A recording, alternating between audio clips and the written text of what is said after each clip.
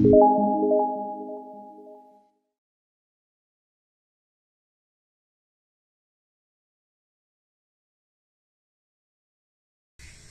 नमस्कार dear online class में आप सभी का स्वागत है।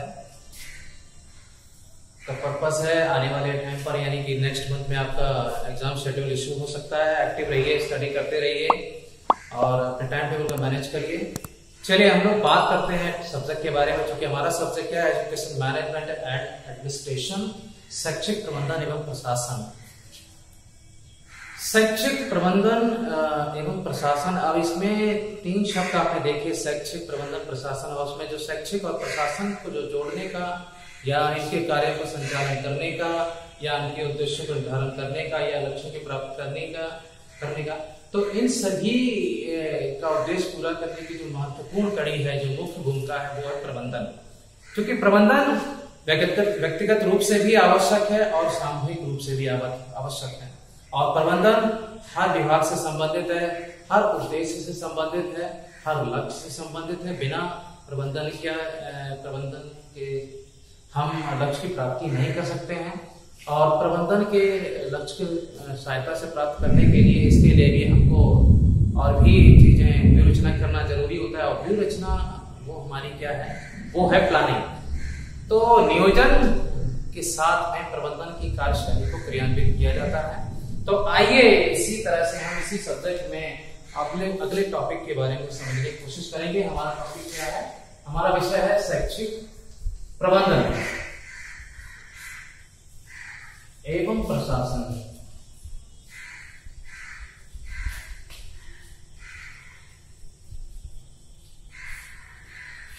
ये जो शब्द है बहुत ही इंपॉर्टेंट वर्ड है, और ये because management play a vital role for every department, for every field, for every individual, for every group। ये जो एक वर्ड है ये सभी के लिए इम्पोर्टेंट है। और बात है एजुकेशन मैनेजमेंट की, एजुकेशन सिस्टम को मैनेज करने की। और प्रशासन क्या है, पैनल होता है, एक टीम होती है, और ये एक किसी भी संस्था या विद्यालय या महाविद्यालय या विश्वविद्यालय से संबंधित होती एक महत्वपूर्ण कड़ी है, जिसकी सहायता से पूरे संस्थान को अनुशासित किया जाता है, क्रियान्वित किया जाता है और संचालन किया जाता है। तो आज के इस विषय में जो हमारा टॉपिक है वो है मानवीय संसाधनों का प्रबंधन। मानवीय संसाधनों का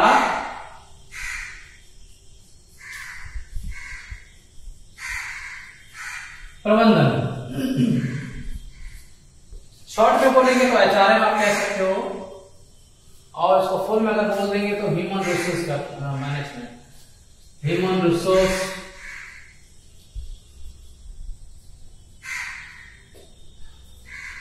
रिसोर्स मैनेजमेंट।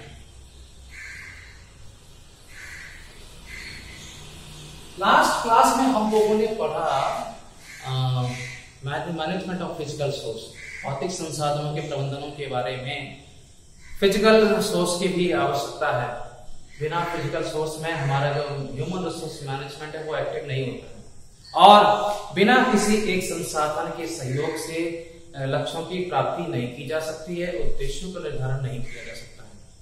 लक्ष्यों की प्राप्ति करने के लिए हालांकि मानवीय संसाधन जो है मुख्य भूमिका रहती है। मानवीय संसाधन एक ऐसा संसाधन है जिसकी मदद से, जिसकी क्रियाशैली से, जिसकी कार्यशैली से लक्ष्यों के प्राप्त करने की कोशिश हो सकती है, बल्कि होती है।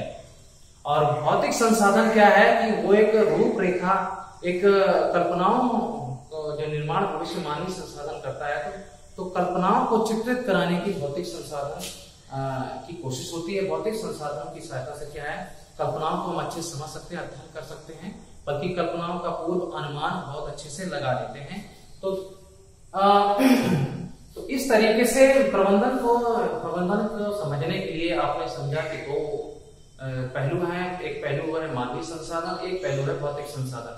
क्योंकि हम लोग भौतिक संसाधन के बारे में पहले पढ़ चुके हैं, आज हम लोग पढ़ेंगे मानवीय संसाधन के बारे में, यानी कि मानवीय संसाधनों का प्रबंधन। टॉपिक इंपॉर्टेंट है और हम लोग पिछले टॉपिक्स में भी पढ़ चुके हैं, पिछले सब्जेक्ट में भी पढ़ चुके हैं कि मानवीय संसाधन जो है एक्टिव है। मानवीय संसाधन एक्टिविटी आप फर्स्ट सेमेस्टर में आप पढ़ चुके हैं, जिसमें आप ट्राइपोलर सिस्टम पढ़े थे, first fourth second fourth third. उद्देश्य क्या था कि शैक्षिक कार्यक्रम को चलाना, शिक्षा से संबंधित ज्ञान का आदान प्रदान कराना, और लक्ष्य क्या है, पाठ्यक्रम लक्ष्य था। ठीक है। तो उद्देश्य शिक्षक और शिक्षार्थी की मदद से पाठ्यक्रम के माध्यम से हम लोग क्या है, शिक्षा संबंधित ज्ञान को आदान प्रदान करते हैं। क्योंकि हमारा जो लक्ष्य है, जो महत्वपूर्ण लक्ष्य है, जो हमारा मुख्य लक्ष्य वो है ज्ञान का आदान प्रदान कराना। माध्यम हमारा पाठ्यक्रम है।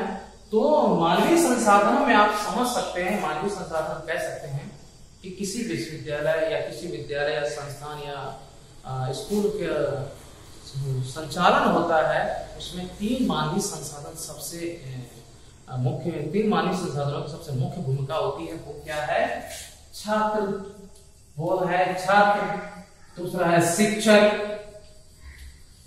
और तीसरा है अभिभावक। हालांकि हम चौथा भी जोड़ सकते हैं, वो क्या है, समुदाय, समूह जोड़ सकते हैं, समुदाय कह सकते हैं, या समूह कह दीजिए, ठीक है। और इसको हम आसान शब्दों में कहते हैं तो सामाजिक या समाज, सामाजिक क्षेत्र या समाज। तो इस तरीके से ये है मानवीय संसाधन। आप इन संसाधनों की मदद से लक्ष्यों की प्राप्ति करते हैं, बल्कि कर सकते हैं। आप कैसे करते हैं ये समझते हैं, क्योंकि इनके भी क्षेत्र अलग अलग हैं और इनकी भी उपयोगिता अलग अलग है, इनकी आवश्यकता अलग अलग है, इनके ज्ञान का स्तर सबका अलग अलग है। हाँ, लेकिन अगर लक्ष्यों की प्राप्ति अगर हो सकती है तो चारों के सहयोग से हो सकती है। किसी एक पहलू अगर साथ छूट जाता है तो हम लक्ष्य की प्राप्ति नहीं कर सकते। क्योंकि अगर हमें ज्ञान को फैलाना है, ज्ञान के प्रति जागरूकता को फैलाना है, सभी को जागरूक करना है, तो उसमें सभी का सहयोग होना जरूरी होता है। आप लोगों ने देखा कि आजकल जो है इंस्टीट्यूट जो है रैली निकालते हैं, संगोष्ठी करते हैं, समूह चर्चा करते हैं और वर्कशॉप करते हैं, जैसे इंग्लिश में बोलते हैं वर्कशॉप करते हैं, सेमिनार करते हैं, कॉन्फ्रेंस करते हैं। अंतरराष्ट्रीय स्तर पर भी संगोष्ठी होती, गोष्ठी होती है, गेस्ट फैकल्टी के माध्यम से किसी विषय के बारे में चर्चा होती है। तो देखिए कितने सारे आपने देखा मानवीय संसाधन मिल गए और मानवीय संसाधनों का स्वरूप भी मिल गया। और लेकिन उद्देश्य क्या है, उसी एक विषय के बारे में चर्चा करना। इतने सारे मानवीय संसाधन हमको मिले, स्रोत मिले और सभी के विचार भी मिले, लेकिन सभी की कोशिश क्या थी कि इस विषय के बारे में चर्चा करना। थीम बनाई जाती है, जो भी चर्चा होती है इसमें सब्जेक्ट इश्यू होता है, एक थीम बनाई जाती है कि इसके बारे में चर्चा करना है। तो इतने सारे सोर्सों के माध्यम से उस सब्जेक्ट के बारे में स्टडी होता है।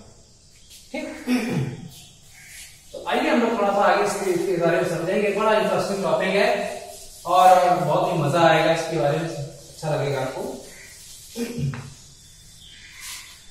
किसी विद्यालय या संस्थान को चलाने के लिए जो महत्वपूर्ण पहलू होता है, हालांकि प्रिंसिपल होते हैं, प्रिंसिपल होता है, प्रधानाचार्य होता है। क्योंकि प्रधानाचार्य क्या है, क्योंकि शिक्षा शास्त्री एस.एन. मुखर्जी ने भी कहा है कि प्रधानाचार्य प्रबंधन की आंतरिक व बाह्य व्यक्तियों की जोड़ने की महत्वपूर्ण कड़ी है। एस.एन. मुखर्जी ने भी कहा है, एस.एन. मुखर्जी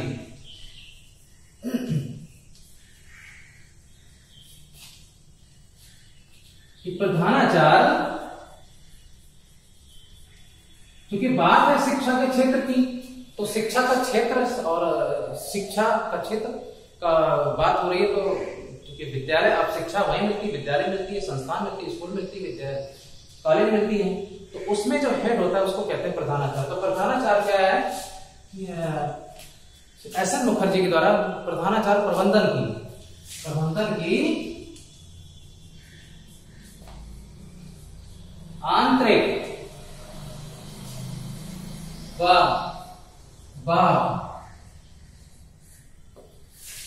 व्यक्तियों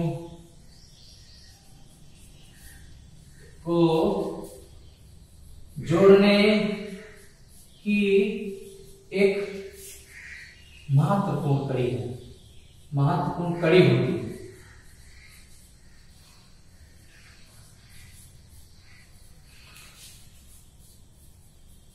जिसके आदेश या जिसके दिशा निर्देश के अनुसार पूरे संस्थान निर्देशन किया जाता है, पूरे संस्थान में अनुशासन स्थापित किया जाता है, पूरे संस्थान का प्रगति का स्तर निर्भर होता है, क्योंकि किसी ना किसी को नेतृत्व करना होगा, किसी ना किसी को आगे आकर समूह को लीड करना होगा। तो सबसे पहले जो लीड करता है वो है प्रधानाचार्य। तो प्रधानाचार्य किस प्रबंधन की आंतरिक व बाह्य व्यक्तियों को जोड़ने की एक महत्वपूर्ण कड़ी होती है। अब देखिए, अब इसमें बात आ गई आंतरिक व बाह्य व्यक्तियों को जोड़ने की कड़ी। तो आंतरिक जो है वो तो उनके पास है कि छात्र और शिक्षक और जो अन्य कर्मचारी है, समस्त कर्मचारी जिनके सहयोग से उद्देश्य को गतिशील किया जा रहा है। तो ये तो आंतरिक वाली बात हो गई। और बाहर जो लोग हैं वो है सामाजिक क्षेत्रों से जुड़े हुए समुदाय, जिसमें कई सारे लोग आते हैं और जिनको जोड़ना जरूरी है। हालांकि वो अन्य क्षेत्रों से संबंधित है, कई विभागों से संबंधित है, लेकिन उनको उनकी सहायता से शिक्षा से संबंधित उद्देश्य को जागरूक किया जा सकता है, बल्कि जागरूक किया जाता है।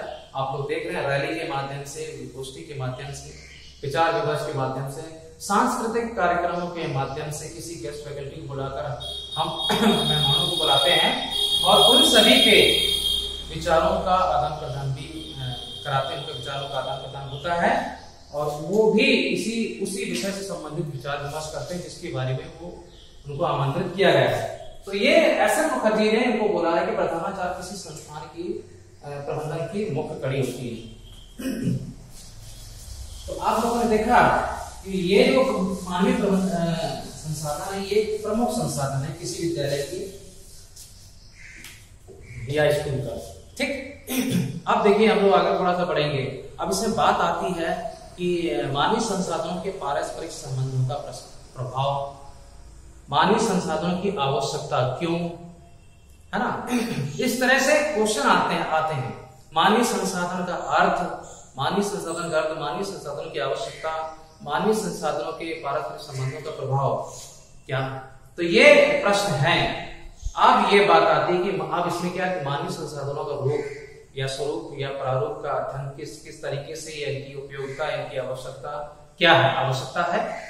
क्योंकि किसी विद्यालय की जो, आप देखिए महत्वपूर्ण कड़ी, हालांकि पहली कड़ी प्रधानाचार्य आपने देखा, लेकिन विद्यालय को जो चलाता है, विद्यालय को जो संभालता है, विद्यालय के जो उद्देश्यों को क्रियान्वित करता है, क्योंकि प्रधानाचार्य एक निर्देशक है, एक डायरेक्टर है, जिनके दिशा निर्देशन में संस्थान को क्रियान्वित किया जाता है, चलाया जाता है, संचालन किया जाता है।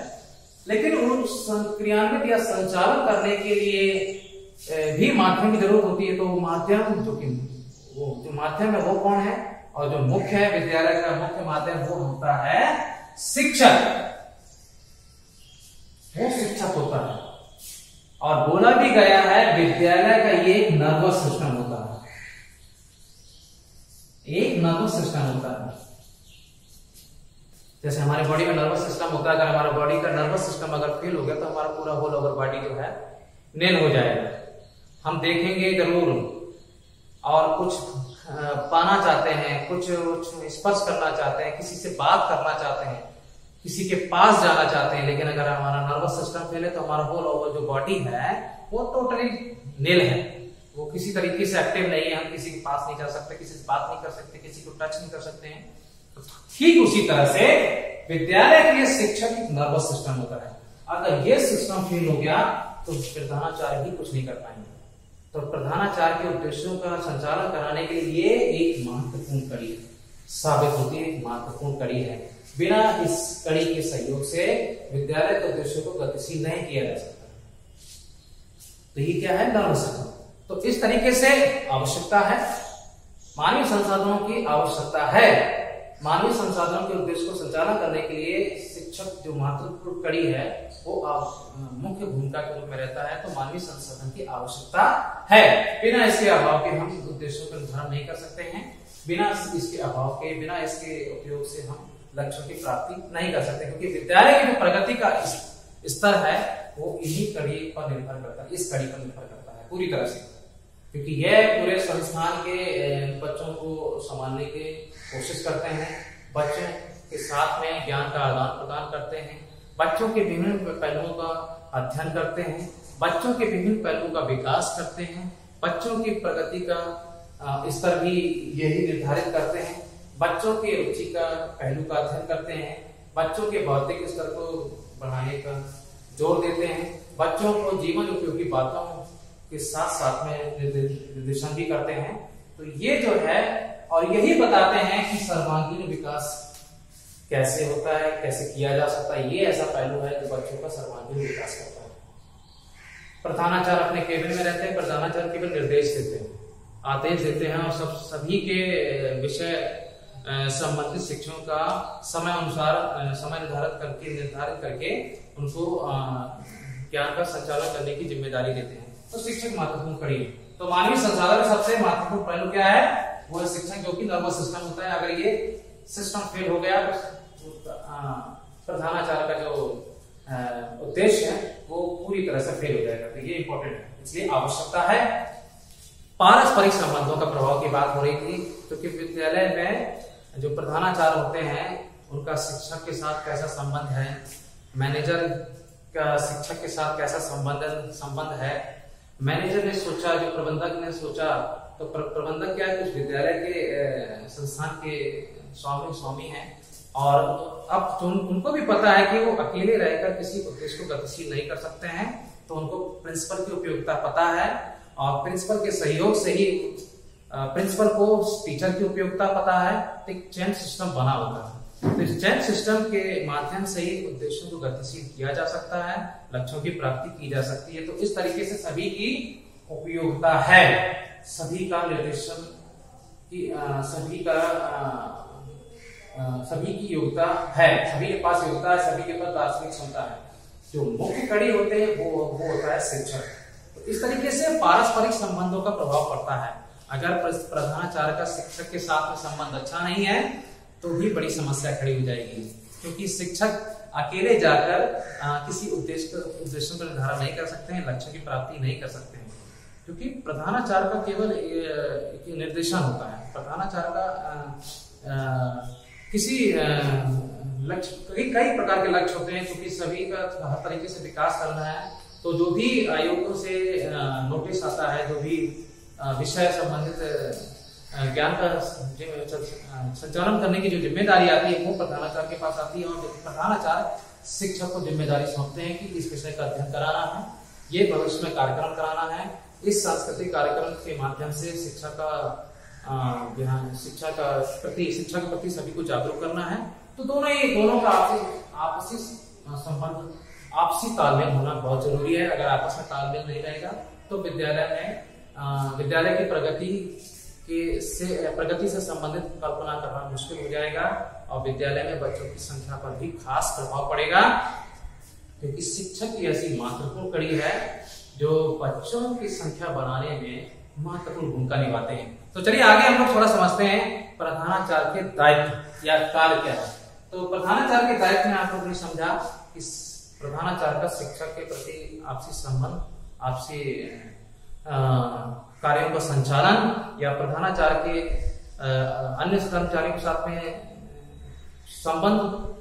तो चूंकि किसी भी उद्देश्य का निर्धारण किया जा सकता है या लक्ष्यों की प्राप्ति करनी है तो टीम के साथ में लक्ष्यों का अध्ययन करना है और भविष्यदर्शी कल्पना का निर्धारण करना है।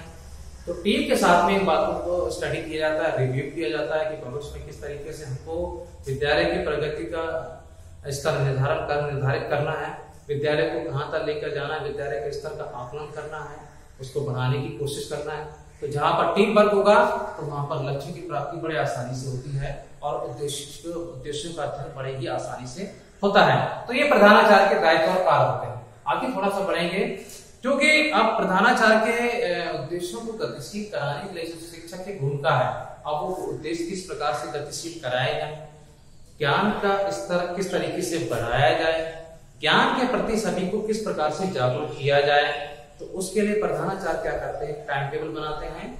और क्योंकि एक विद्यालय में जो बाहर से जो बच्चे आते हैं सभी के पास योग्यता का स्तर तो एक है, लेकिन सभी के पास आदर्शवादी जो गुण है, सभी के पास जो व्यक्तित्व है, सभी के पास जो रुचि का पहलू है, सभी के पास जो भौतिक स्तर है वो सबका अलग अलग है। तो इन सभी को जोड़कर ज्ञान के प्रति ज्ञान का संचालन करना और जागरूक करने की कोशिश कराना। तो इन सभी का संचालन जो हो सकता है वो हो सकता है नियोजन। प्लानिंग बहुत इंपॉर्टेंट थिंग है, प्लानिंग बहुत ही इंपॉर्टेंट थिंग है।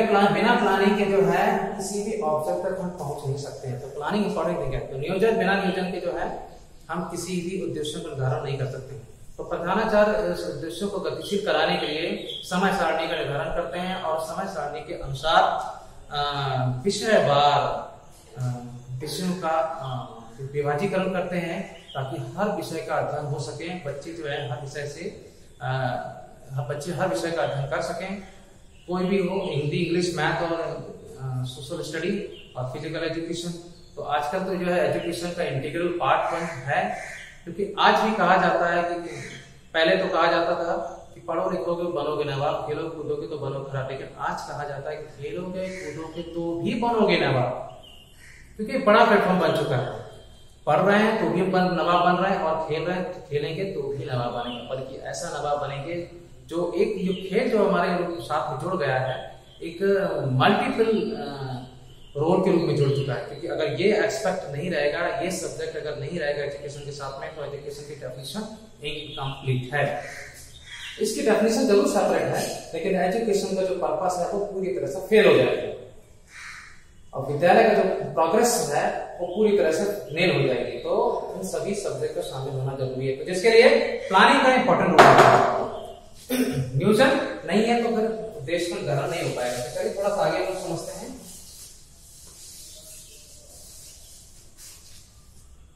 अब देखिए, नियोजन की भूमिका का अध्ययन करना जरूरी है। आगे थोड़ा समझेंगे समुदाय।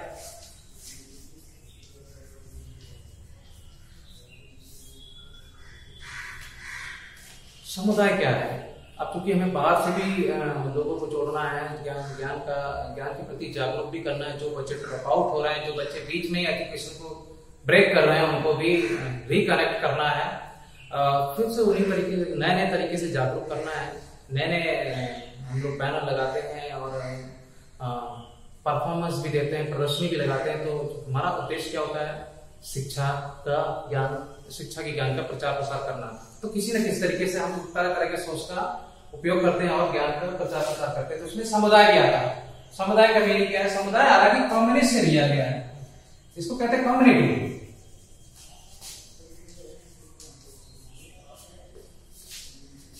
It can break in two words.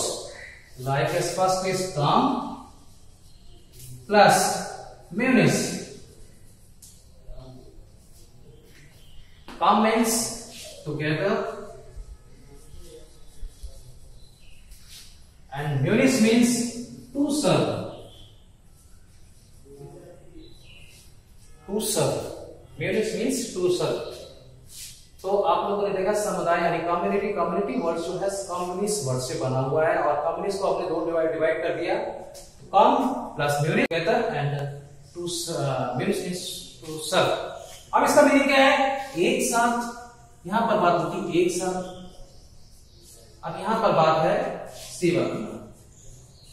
सेवा करना मानवीय संसाधन का एक प्रमुख संसाधन है समुदाय।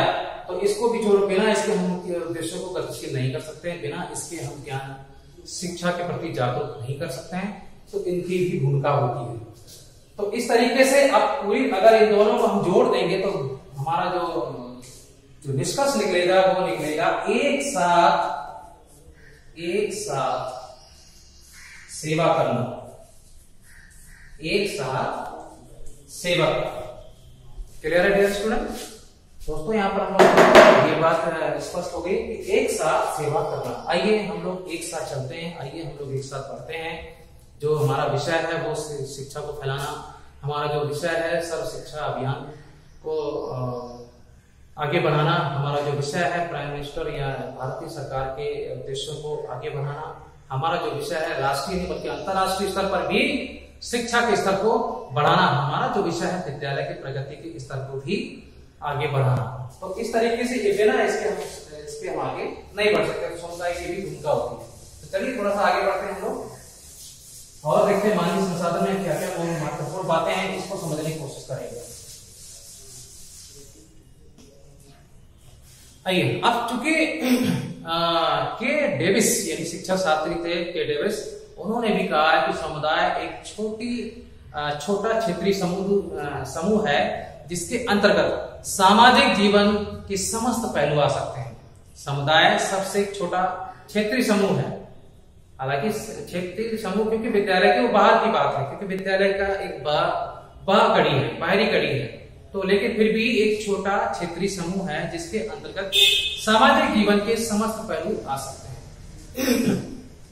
क्योंकि हम अपने तक ही सीमित नहीं है, बल्कि हमें वहीं बाहर भी जाना है और बाहर से हम विद्यालय के प्रगति के स्तर को बढ़ाएंगे और उनकी सहायता से भी हम शिक्षा के ज्ञान का प्रचार प्रसार करेंगे।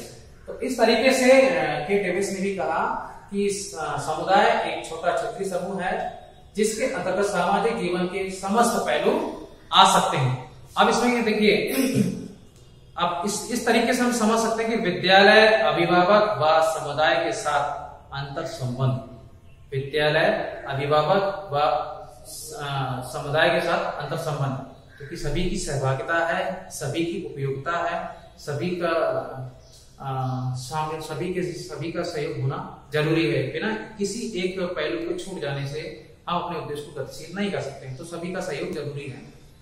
ज्यादातर आप लोगों ने देखा होगा तरह तरह के विद्यालय में कार्यक्रम हुआ करते हैं, सांस्कृतिक कार्यक्रम हुआ करता है, बच्चों की रुचि से संबंधित विषय के साथ में बढ़ने की कोशिश होती है, मनोरंजन के रूप में भी होता है और विषय से संबंधित भी होता है, क्योंकि हमारा उद्देश्य क्या होता है, शिक्षा का ज्ञान प्रचार प्रसार करना। हालांकि ज्ञान का शिक्षा का उद्देश्य कई प्रकार से होता है, क्योंकि शिक्षा से समस्त पहलू को जोड़कर ही हम ज्ञान का प्रचार प्रसार कर सकते हैं, किसी एक पहलू को छोड़कर नहीं कर सकते हैं। तो इस तरीके से हर पहलू से संबंधित विद्यालय में, स्कूल में, कॉलेज में तरह तरह के कार्यक्रम हुआ करते हैं। तो इस तरीके से विद्यालय, अभिभावक व समुदाय के मध्य अंतर संबंध होना जरूरी है। अब थोड़ा आगे बढ़ते हैं हम लोग। विद्यालय के प्रबंधन में विभिन्न समुदाय की भूमिका, विद्यालय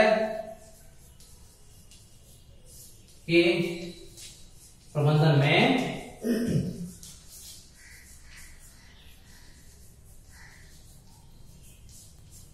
विभिन्न समुदाय की भूमिका,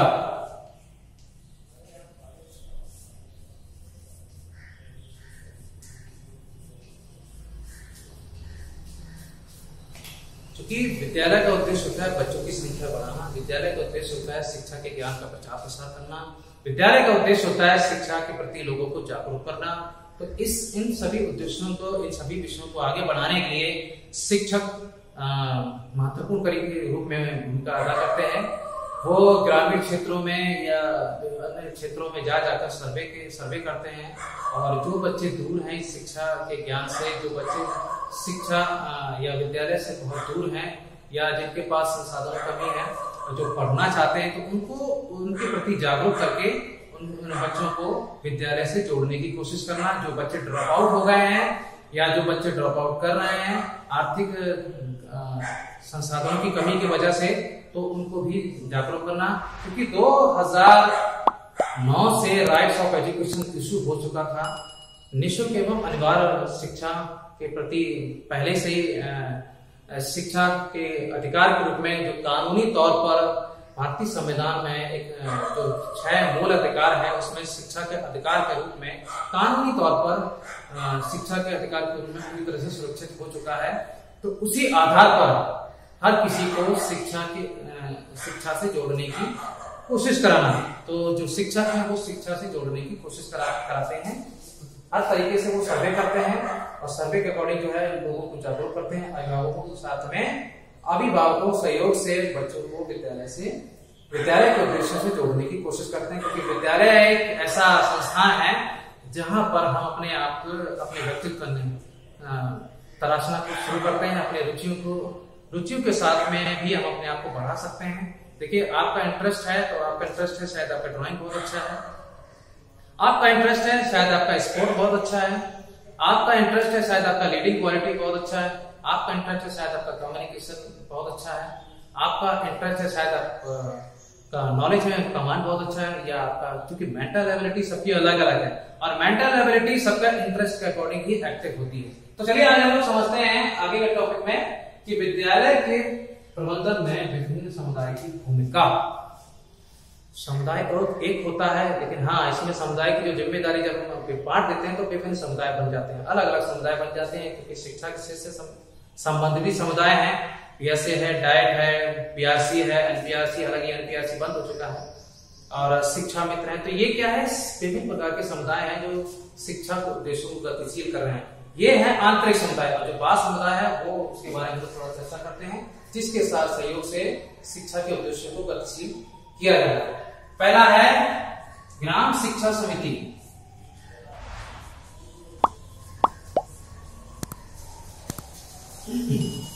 ग्राम शिक्षा समिति। दूसरा है पंचायती राज। पंचायती राज एक्ट।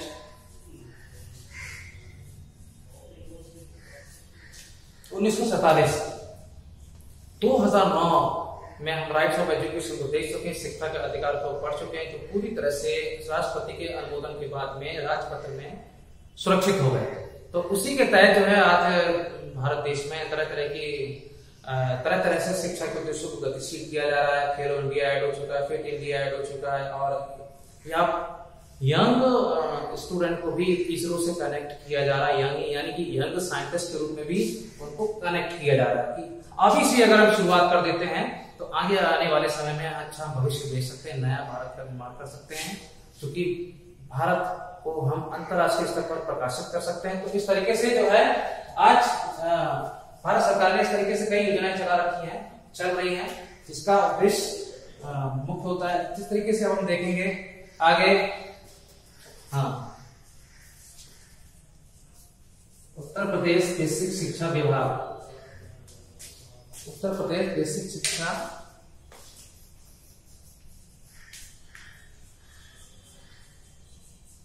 विभाग।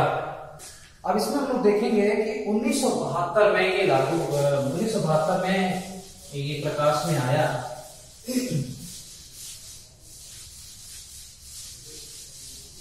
उत्तर प्रदेश बेसिक शिक्षा विभाग 1972 में ये प्रकाश में आया, और 1975 में संशोधन के बाद में ग्रामीण क्षेत्र पर ग्राम शिक्षा समिति, ग्राम शिक्षा समिति 1975 में संशोधन के बाद में 1972 में आया, 1975 में संशोधन होने के बाद में ग्रामीण शिक्षा समिति को जिम्मेदारी सौंपी गई। अब ग्रामीण शिक्षा समिति का, चूंकि प्राथमिक स्तर का अध्ययन करना है, अगर हमारा फाउंडेशन अगर स्ट्रांग होगा या फाउंडेशन वीक है तो आगे हम कल्पना का निर्माण नहीं कर सकते हैं। इस तरीके से प्राथमिक स्तर पर शिक्षा का स्तर को सुधारना आवश्यक बात है। तो इस तरीके से ग्रामीण शिक्षा समिति बनाई गई, तो जिनके सहयोग से ग्रामीण क्षेत्रों के लोगों को, ग्रामीण क्षेत्रों को, बच्चों को विद्यालय से जोड़ने की कोशिश की जा रही है, आज भी चल रहा है। अब देखिए इसमें क्या बात होती है, इसमें 5 सदस्य होते हैं, इसमें 5 सदस्य होते हैं। क्योंकि बात हो रही है मानवीय संसाधनों के प्रबंधन की, तो आप देख चुके कि मानवीय संसाधन के रूप सबके अलग अलग है, मानवीय संसाधनों की जिम्मेदारी सबकी अलग अलग है, और देखिए उद्देश्य एक ही है, लक्ष्य एक ही है। वो लक्ष्य क्या है, शिक्षा का ज्ञान, शिक्षा के ज्ञान का प्रचार प्रसार करना। तो अब ग्राम शिक्षा समिति से जो सदस्य है वो है 5 सदस्य, जिसमें प्रधान जो होता है, प्रधान अध्यक्ष होता है, और प्रधानाचार्य सचिव, प्रधानाचार्य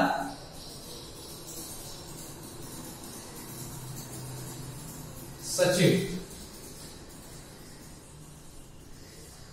प्रश्न आ जाता है कि ग्राम शिक्षा समिति का सचिव कौन होता है? तो अगर हमारे पास आंसर है वो है प्रधानाचार्य। हमारे पास आंसर क्या है? प्रधानाचार्य। तो ग्राम शिक्षा समिति का सदस्य कौन है? प्रधानाचार्य। तो 5 सदस्य होते हैं, यहाँ पर 2 ही मिलेंगे, प्रधान और प्रधानाचार्य। तो प्रधान आपने देखा, नंबर 1 प्रधान अध्यक्ष, दूसरा हो गया सचिव, और 3 और हैं, इसमें और सेवक हो जाएंगे 2 पुरुष हो जाएंगे, और तीसरा जो होता है पांचवा या तीसरा कहते हैं, तो एक हर समिति में, ग्राम शिक्षा समिति में एक महिला का अनिवार्य होता है, एक महिला सदस्य की अनिवार्यता होती है, जो बेसिक शिक्षा अधिकारी के द्वारा मनोनीत किया जाता है, जिनको बेसिक शिक्षा अधिकारी के द्वारा इस शिक्षा समिति से जोड़ा जाता है। तो एक महिला सदस्य भी रहती है।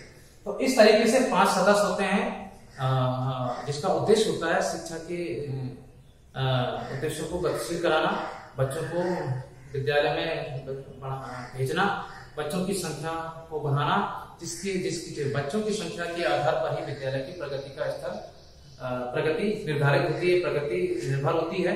तो इस तरीके से ये आज देखा आप लोगों ने कि मानवीय संसाधनों की जो प्रारूप है, आप लोगों ने देखा मानवीय संसाधनों की जिम्मेदारी, मानवीय संसाधनों की जो भूमिकाएं हैं, तो हम लोगों ने अध्ययन किया। तो आज के टॉपिक में इतना ही काफी है। आज हम लोगों ने देखा मानवीय संसाधनों का प्रबंधन। तो मानवीय संसाधनों का प्रबंधन अगर आप विद्यालय में देखोगे तो यहाँ पर भी सबकी जिम्मेदारी अलग अलग है, इसमें सबका प्रबंधन अलग अलग है। अब इसमें भी 4 क्लास में डिवाइड हो जाता है। एक होता है सुपरवाइजर, एक होता है एचओडी, एक होता है टीचर, एक होता है एम्प्लॉइज, जिसमें सभी के साथ में मॉर्निंग टू इवनिंग असेंबली तक टाइम के अकॉर्डिंग वर्क का डिवाइडेशन होता है कि एक सुपरवाइजर जो डायरेक्टर या पूरे इंस्टीट्यूट को लीड कर दिया, उसके बाद जिम्मेदारी दे दी एचओडी को या प्रिंसिपल को, उसके बाद टीचर्स को उस रेस्पॉन्सिबिलिटी के साथ साथ में उस सब्जेक्ट का मोबिलाइज करने के लिए फोर्स करते हैं कि आज का सब्जेक्ट ये है, आज का हमारा पर्पस ये है, इसको इम्प्लीमेंट कराना है। तो इस तरीके से सभी कर्मचारियों के सहयोग से उद्देश्य को गतिशील किया जाता है, विद्यालय को संभाला जाता है, विद्यालय के अनुशासन को संभाला जाता है, समस्त विषयों का अध्ययन किया जाता है। तो ये डियर स्टूडेंट, ये था हमारा टॉपिक मानवीय संसाधनों का प्रबंधन। इस पे आपको कोई भी क्वेश्चन लगता है या आप कुछ भी डाउट अगर लगे तो आप कमेंट में मेंशन करिए, लिखिए और हर तरह का डाउट क्लियर कीजिए। तो इस तरीके से आप स्टडी करते रहिए। हम लोग अब नेक्स्ट सब्जेक्ट के साथ में फिर जुड़ेंगे। उसमें भी कई सारी बातें हैं, उसमें भी कई सारी नॉलेज है, अच्छी जानकारी है, समझने की कोशिश करेंगे, लगातार पढ़ेंगे। तो डियर स्टूडेंट, मिलते हैं नेक्स्ट टॉपिक में। तब तक पढ़ते रहिए, सुरक्षित रहिए, व्यस्त रहिए, खुश रहिए। Thank you so